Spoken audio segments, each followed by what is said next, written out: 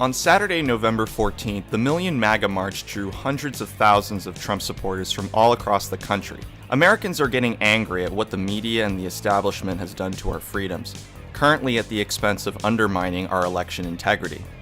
However, this is only the beginning, and Americans need to prepare for some challenging times ahead in order for President Trump to secure this election fairly.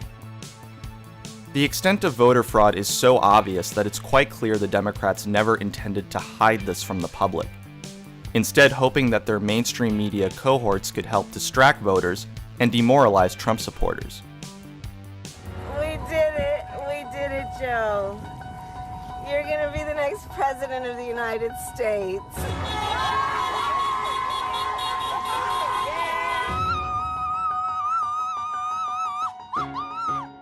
By announcing Biden as the projected winner, falsely labeling him as president-elect, and promoting plans for the next Biden administration, the media, including Fox News, which has now turned to the dark side, is framing the narrative that Trump's claims of voter fraud are baseless and he should just concede. However, the truth and the forces of good always prevail. With the overwhelming amount of voter fraud evidence and mathematical inconsistencies, Trump has the upper hand in getting reelected after this is settled in court. What's becoming even more important than who wins is the integrity of our election process moving forward. This should concern all Americans, regardless of whether you are Democrat or Republican.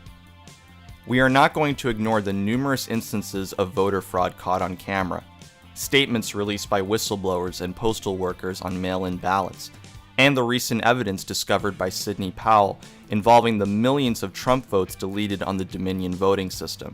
Well, I can hardly wait to put forth all the evidence we have collected on Dominion, starting with the fact it was created to produce altered voting results in Venezuela for Hugo Chavez, and then shipped internationally to manipulate votes for purchase in other countries, including this one.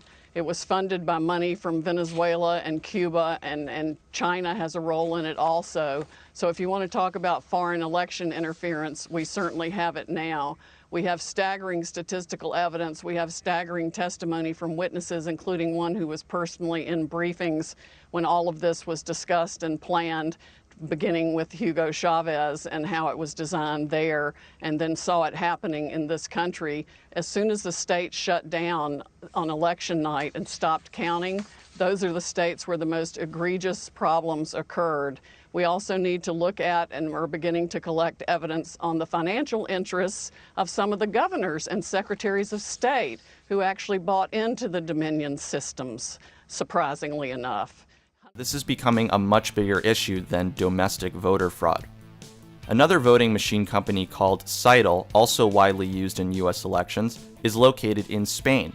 As Great Game India reports, quote, days after it was revealed how 2020 US elections were rigged by Canadian Crown agent Dominion voting systems through a so-called glitch, now Great Game India has found involvement of another dubious foreign company in US election meddling. The votes cast by Americans were counted by a bankrupted Spanish company, Seidel, in Spain. Like Dominion voting systems, Seidel has a long history of election fraud in various nations, including injecting backdoors in its election software. The issue has prompted experts to question why the sensitive job of counting votes was outsourced to a foreign company. How could a bankrupted Spanish company count American votes in Spain? Due to such widespread fraud, the chairman of the U.S. Federal Election Commission, Trey Traynor, believes that the 2020 U.S. presidential elections is illegitimate. Unquote. We are no doubt witnessing a coup against the president, and the globalist power structure has been planning this for quite some time with many different foreign interests. Although they are good in making diabolical plans, Trump is smarter and is always staying one step ahead of them. In fact, some of what we are seeing in Trump's playbook brings us back to something we witnessed during the 2016 election. Remember Peter Strzok and his little insurance policy that was revealed in text messages with Lisa Page?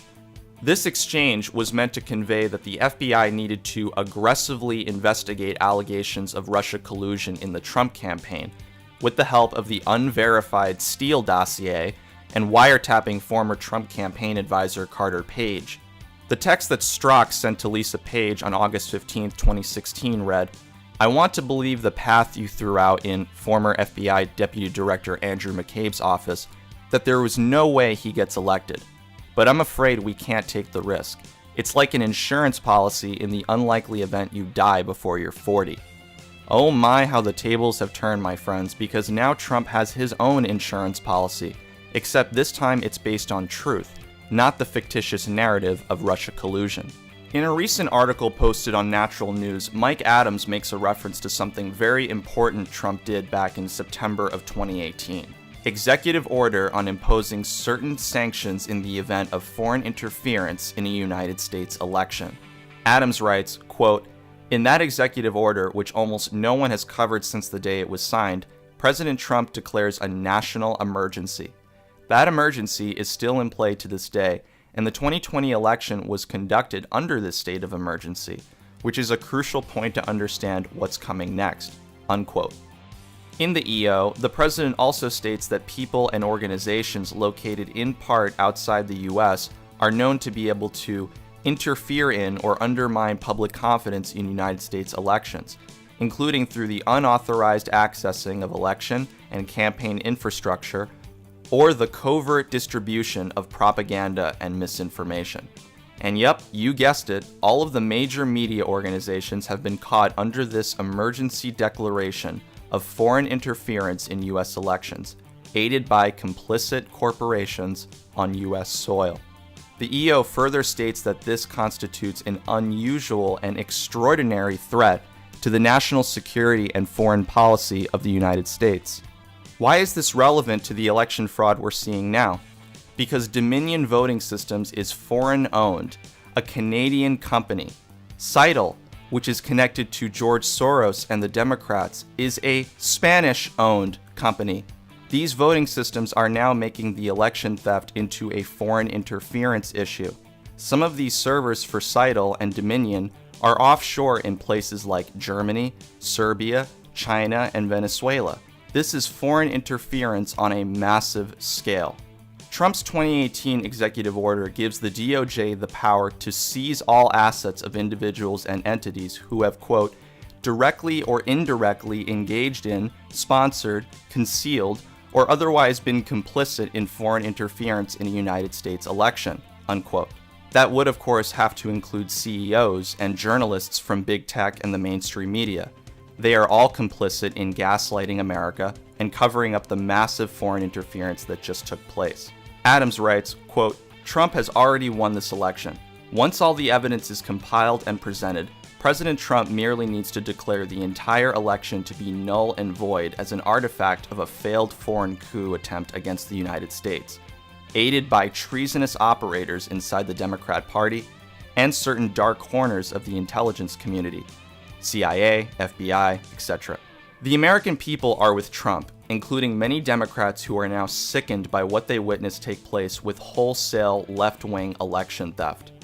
Americans will not allow their country to be stolen by foreign interests. If Trump needs to call up every able-bodied man in America to converge on Washington, D.C., fully armed with courage, millions of patriots will arrive to defend this constitutional republic against its enemies, both foreign and domestic. We win if we choose to win. The only way we lose is if we surrender to the criminals on the left." Unquote. So there you have it, folks. All that Trump needs to do at this point is to keep gathering and presenting the evidence. He will no longer need to win recounts, and he won't need the media on his side because they won't be around much longer anyways. Once the results are overturned and Trump is officially re-elected, we are going to see this attempted coup go into full force. There will be Antifa riots like never before, and the country will go into military lockdown. Be prepared, stock up on emergency supplies, and hang on to your hats, ladies and gentlemen. It's going to be a bumpy ride.